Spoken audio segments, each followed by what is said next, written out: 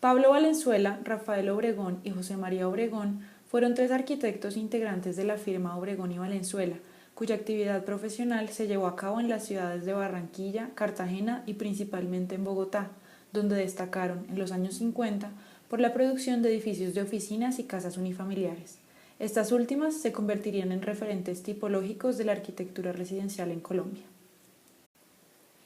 En la revista de Arc 2, Martí Ariz dice que Obregón y Valenzuela van destilando un canon de la casa moderna bogotana, basada en el desarrollo del programa en una sola planta a nivel del terreno, que combina la idea del pabellón abierto hacia un jardín con una cuidada y frondosa vegetación, con la presencia de patios que se intercalan entre las diversas partes de la casa y crear un tapiz complejo en que se van combinando las luces y las sombras.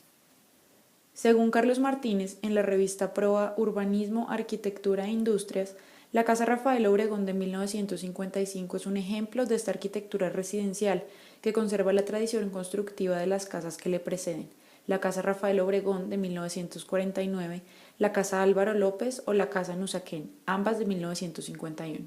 Gran holgura en las áreas sociales y una grata y notoria sensación de complacencia común a todas. Localizada en el norte de la ciudad, en el límite entre el barrio La Cabrera y el del Chicó, entre medianeras, ocupa una parcela de perímetro rectangular. Como dice Carles Martí en El patio recobrado, la casa nace del principio binuclear enunciado por Breuer, que responde, por un lado, a un esquema organizativo en el que el programa de la casa se divide en 2 partes, una privada y una social, y cuyas estancias responden a ese carácter. Por otro lado, el sistema binuclear también es la tensión espacial que provoca la división de la casa en 2 núcleos conectados por un vestíbulo, que actúa a modo de puente entre ambos y resuelve el sistema de acceso. En 12 arquitecturas urbanas se dice, respecto al terreno, que la casa presenta una gran conexión con él, ejerce una pertenencia al barrio, al paisaje urbano, a la vez que configura el paisaje doméstico. La postura hacia la calle es clara. Se sirve de ella para acceder a la casa de forma peatonal o en carro y la recrea por medio de vegetación, pero las actividades de la casa se vuelcan hacia el jardín interior únicamente.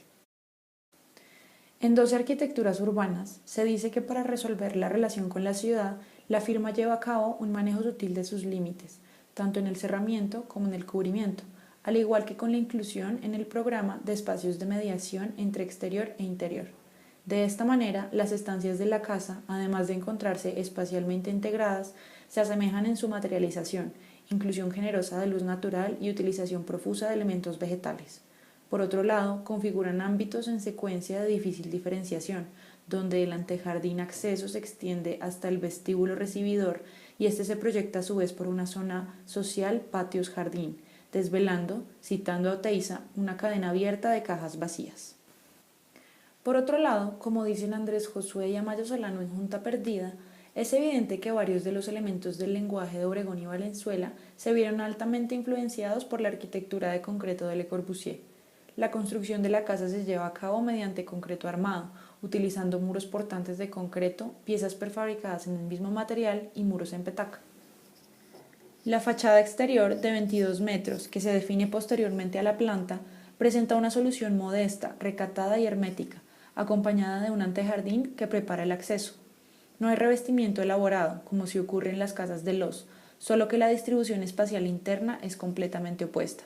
La Villa Müller, por ejemplo, se resuelve con un esquema distributivo alrededor de un espacio central, que se relaciona directamente con el subsistema de circulación vertical. Se podría catalogar como un espacio principal central, alrededor del cual se distribuyen los demás elementos del programa. Toda esta complejidad espacial no es perceptible desde el exterior, donde la piel de la vivienda está resuelta con una sola superficie en pañete blanco. En la Casa Obregón, los espacios principales están dirigidos hacia el jardín posterior del predio, pero manteniendo el mismo tipo de fachada cerrada de la Villa Müller.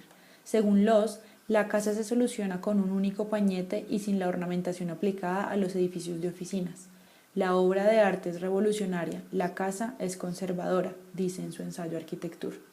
La complejidad es interna y por tanto la fachada es completamente silente.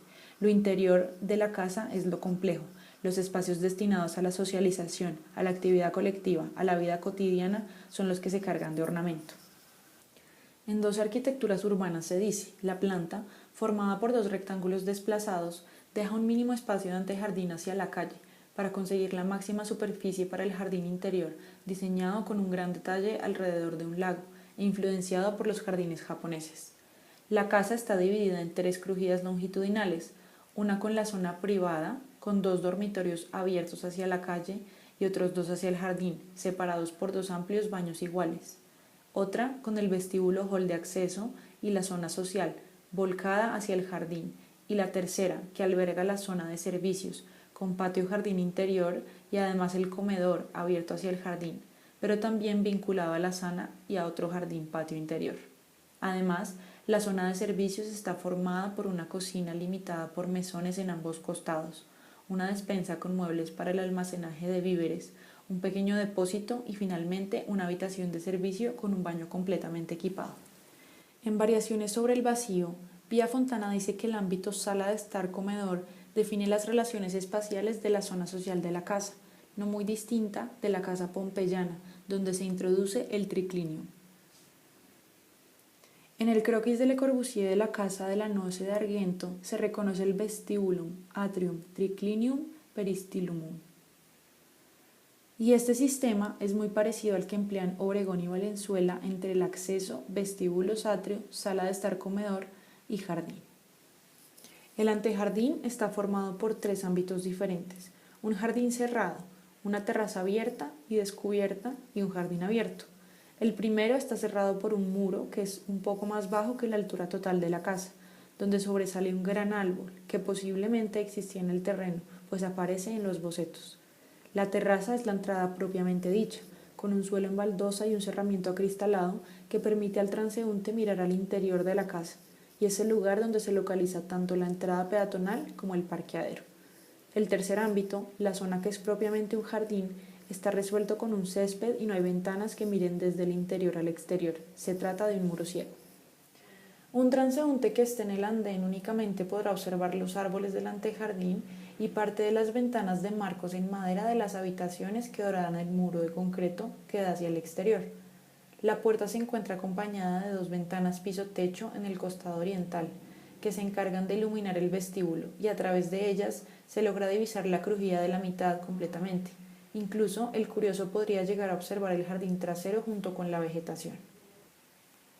El primer vestíbulo, el corredor, se encuentra acompañado a lo largo de todo el recorrido por una matera. Una vez cruzada la mampara que divide el garaje del interior, se accede al segundo vestíbulo, definido por luz cenital. Este espacio propone 3 recorridos, hacia las funciones más privadas en los costados occidental y oriental, como se dice en 12 arquitecturas urbanas, y hacia la sala. Sin embargo, la vista hacia ella se ve interrumpida por un mueble, la gran biblioteca piso-techo, que obliga al visitante a recorrer el segundo vestíbulo en diagonal para poder entrar al espacio principal. En este se encuentra un muro en petaca seguido de una amplia ventana con cortinas, elementos para manejar las visuales de la casa y la temperatura interior. El muro en petaca, como se dice en Junta Perdida, es un elemento independiente. El ladrillo como elemento ya no es una parte del todo. La sala, además, presenta una chimenea sobre el muro en petaca y una cubierta plana con acabado en madera. El recorrido en ella está pautado por una fuente de luz al final de la misma, que dirige la mirada hacia él, un solario, es decir, un patio cerrado por una marquesina, que a su vez funciona como invernadero, la fuente de luz y calor de la casa. Los arquitectos de la firma, influenciados por la arquitectura moderna creciente en Europa y por sus conocimientos adquiridos en sus estudios de pregrado en Estados Unidos, llevan a cabo una arquitectura influenciada por Adolphe Loos, Le Corbusier, entre otros, pero no dejan de lado su arraigo a la cultura del país. La casa responde al lugar, al contexto social y cultural en el que se encuentra y lo hace de forma ética. No se engloba, sino que forma ciudad, y es por eso que se convierte en un referente tipológico de la arquitectura residencial en Colombia.